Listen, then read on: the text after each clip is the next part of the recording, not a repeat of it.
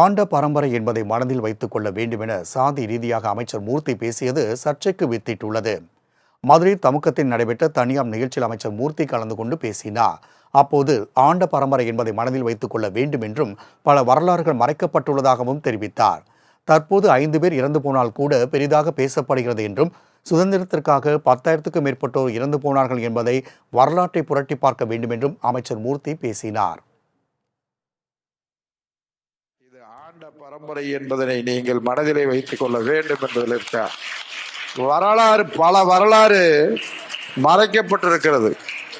அதை நீங்க தெளிவா தெரிஞ்சுங்க, படிச்சிருக்கிறீங்க.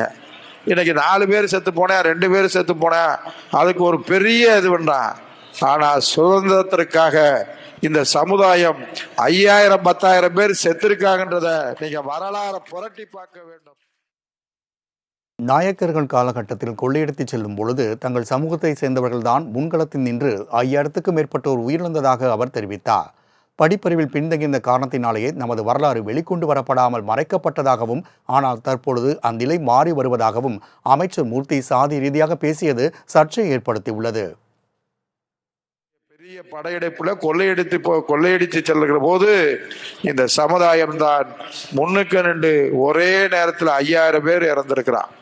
இந்த வரலாறு இன்னைக்கு மறைக்கப்பட்டிருக்கிறது. அது போலதான் உசிலம்பட்டிக்கு பக்கத்துல ஒரு 16 பேர் சுட்டுக் கொல்லப்பட்டிருக்கிறார்கள் என்று சொன்னாலும் கூட இதுக்கெல்லாம் படிப்பு அறிவு, விவசாயத்திலே, தொழில்துறையில நம்ம அவர்கள் முன்னுக்கு இருந்தாலும் கூட படிப்பறிவிலே அன்றைக்கு பின்தங்கி இருந்த காரணத்தினால் நம்முடைய வரலாறுகளை வெளிக்கொண்டு வராத சூழ்நிலை இருக்கிறது.